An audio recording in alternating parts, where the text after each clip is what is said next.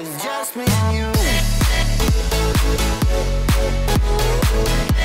Salut mon petit Novel, c'était Home Novel Class, 5e vidéo de cours sur les fonctions de la spé maths en terminale, et aujourd'hui on parle des opérations sur les limites. Donc des opérations sur les limites, je vais te donner un petit exemple pour que tu comprennes bien de quoi on parle.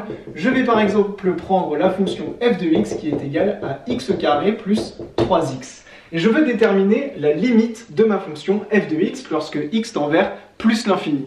Et bien ce que je vais faire, c'est que je vais découper ma fonction en plusieurs petites fonctions. Je vais considérer le x au carré, le 3x, je vais calculer chacune des limites, et ensuite, vu que j'ai une somme ici, je vais faire la somme des limites. Donc x au carré tend vers plus l'infini, plus 3x qui tend également vers plus l'infini. Je vais donc avoir quelque chose qui tend vers plus l'infini, plus quelque chose qui tend aussi vers plus l'infini. Ma fonction f de x aura donc pour limite, lorsque x tend vers plus l'infini.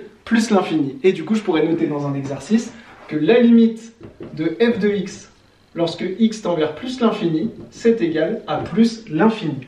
Mais il existe des cas où on ne peut pas conclure. Il y a des cas où je ne pourrais pas dire que la limite de f de x est égale à plus l'infini. Et je vais te donner un exemple. Prenons un deuxième exemple que je vais faire en bleu. Je vais avoir cette fois-ci la fonction g de x qui est égale à x au carré moins 3x. Donc tu vois, il n'y a quasiment pas de différence, sauf que dans le premier cas, on avait une somme, et dans ce cas-là, on a une soustraction.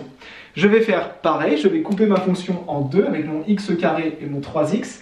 X au carré tend vers plus l'infini toujours, 3x tout seul tend vers aussi plus l'infini, et entre les deux, j'ai un moins. Je me retrouve donc avec un plus l'infini moins l'infini, et ça, c'est une forme indéterminée. Indéterminée, ça veut dire que je ne peux pas déterminer la limite de ma fonction. Quand je suis dans ce cas-là, il existe différentes techniques comme la factorisation qui permettent de résoudre des formes indéterminées. C'est ce qu'on verra dans les vidéos d'exercice sur mon site novelclass.com. En attendant, pour cette vidéo de cours, il faut que tu saches qu'il y a 4 formes indéterminées à connaître par cœur, et c'est ce qu'on va voir maintenant.